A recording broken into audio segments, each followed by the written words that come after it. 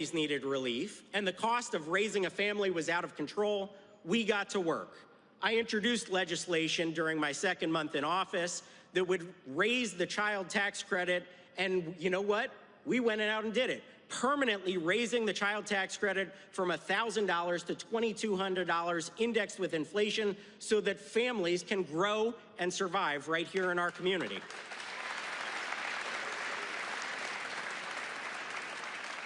Add on top of that new savings accounts for children that are funded with $1,000, and you see how we are investing in the future. When every American said they needed more tax relief, we stopped the Democrats' push for the largest tax increase in history and instead cut taxes for every single American.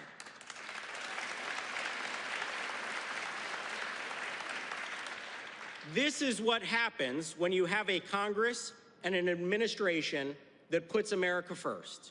When we put workers, families, and small businesses first, we know that we can succeed. This is the alternative to the last administration that was America last, funding their special interests and making sure that nobody could actually get ahead.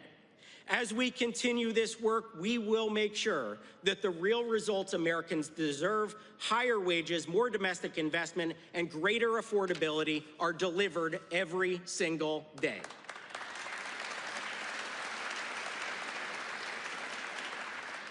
Now, there is more work to be done. There is no doubt that it takes a long time to roll back all the failures of Bidenomics.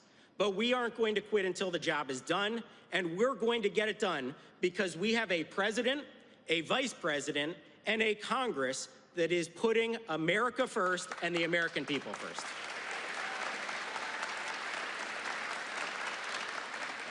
I just want to say again, in closing, what an honor and a privilege it is to represent the Lehigh Valley, my home community. You have given so much to me over the years, and I look forward to giving back to you every single day that I'm in office. Thank you again for being here. Merry Christmas, everybody. God bless, and God bless the United States of America. Ladies and gentlemen, please welcome the Secretary of Labor, Lori Chavez-DeRemer.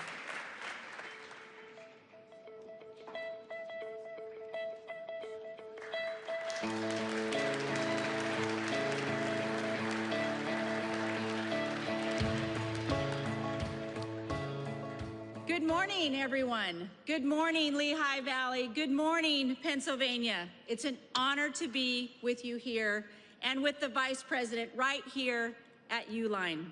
As your 30th Secretary of Labor, I get to work alongside some incredible people, including your dedicated Congressman, Ryan McKenzie. Let's give him another hand. Nice job. I just want to say, Ryan, you're doing an excellent job. I know that you are fighting tirelessly to support the President's pro-worker agenda, and I cannot thank you enough for that. You know, I actually kicked off my 50-state tour, America at Work, listening right here in Pennsylvania earlier this year as we started with the backbone of American manufacturing for a simple reason. It's important to the President to build the golden age of the American industry. And that starts by hearing how your actions and our actions are impacted daily in Washington, D.C., and how it affects your lives right here at home. President Trump and Vice President Vance understand that too. They trusted me in this role because I promise to listen to the voices of the forgotten working class. I've hit 36 states, and what I'm hearing from coast to coast is a fresh sense of optimism. People are taking pride in their work again, and pride in this country, because they know we have a strong America First leaders back in the White House who finally have their backs. And common sense. Thanks to President Trump and the common sense did you write my speech? And the common sense policies of this administration, the golden age of America is on the horizon. Under Biden, Workers lost over $2,900 in purchasing power as inflation rose faster than wages. But under Trump, inflation is coming down and real wages are back on track to increase by nearly $1,200 after his first full year in office. Trump's deregulatory efforts are saving $180 billion or $2,100 per family of four. And let's not forget the largest tax cut in American history. I was a former member of Congress, and I can tell you that was the biggest piece of legislation they will probably ever vote on in this lifetime. And it's for the support of the working family, the no tax on tips, overtime, and Social Security.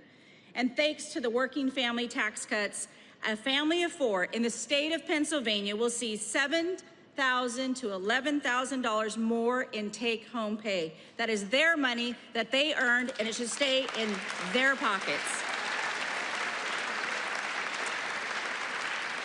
We're reversing Biden's cost of living disaster that hurt so many working families, dropping of drug prices, gas prices at the lowest in 4 years. Jobs are coming back online, and people are finally getting off the sideline. The labor participation rate is going up. We want more people to be looking for jobs and in the workforce. We just received the jobs numbers this morning. A positive 64,000 jobs were added under this administration.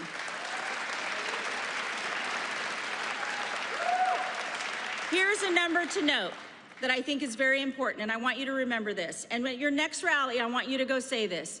Under President Trump, 687,000 jobs have been in the private sector and have gone to native-born Americans.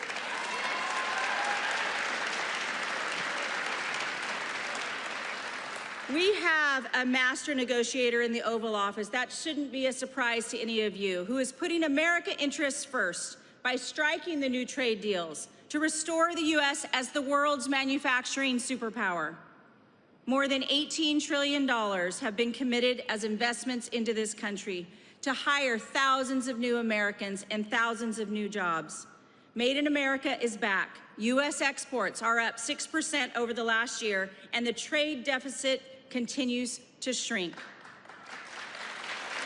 President Trump is leveling the playing field for American workers, manufacturers, creating an economy that works for you, not against you. I can tell you, at the Labor Department, we remain laser focused on putting American workers first. Under President Trump, all job gains have, as I mentioned, have gone to American-born workers. Employed today, more today, 2.5 million American workers more than when he took office. The Department of Labor is investing in skills training and educational pathways to help the workers get their foot in the door without that needy 4-year degree. Not everyone will receive a 4-year degree, and that is pride back in America. My dad was a Teamster. I know what it was like to work hard. I know what it's like to build something with your hands, and that's what America needs. They need to know that it's okay to make a 6-figure income with a trade school, be a tradesman or woman, be a craftsman. That's what we want here in America.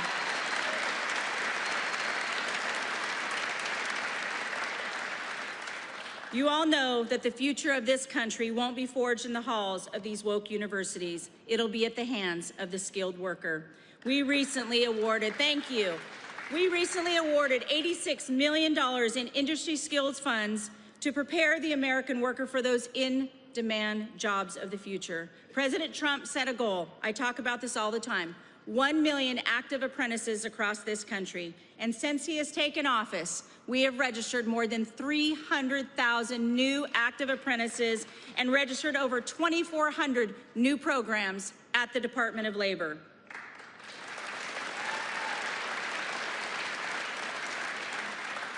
You know, I partnered with Secretary McMahon to help administer the CTE programs and create a streamlined federal education and workforce system. Nearly 70% of 4th and 8th graders are not proficient in reading. The current top-down structure is failing our kids, and so we're going to dismantle the bureaucracy in Washington, D.C., and give the autonomy to the states and send those dollars so that we can have a direct line for the in-market demands of what the jobs are and having the skilled workforce and draw the line from A to B. It's that simple. Get these workers in the workforce. It's what they want each and every day, and we're bridging that gap for those labor market shortages so that you can have mortgage-paying jobs. Listen, as I wrap up here, I want to emphasize to all of you, it's an honor to defend your shot at the American dream. No matter your background, the industry, President Trump's Department of Labor has your back. And that's why you are so special to me, and it's special to be here today. Getting to see thriving family-owned businesses like Uline that started from the ground up. That's the American dream right here. And I'd like to now introduce who embodies that dream. He serves the American people with a deep understanding of what hardworking men and women in this country are up against and what they are capable of. He embodies the same tireless work ethic that built our great nation. He and the Second Lady share that with their children, and in turn share that with America's children. Our Vice President knows that the true heartbeat of America isn't in Washington, D.C. It's right here with you. He's doing an incredible job to help revive our manufacturing sector and ignite our economy. And it's an honor to work with him to put you, the American worker, first. Please join me in welcoming the Vice President of the United States, Mr. JD Vance.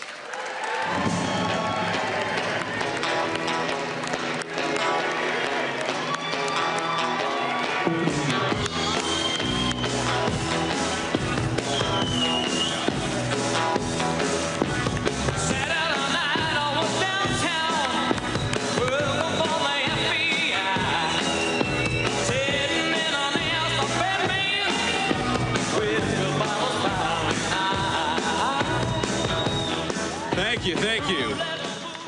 Wow, it is great to be here in Pennsylvania. It's a good day anytime you get out of Washington, D.C.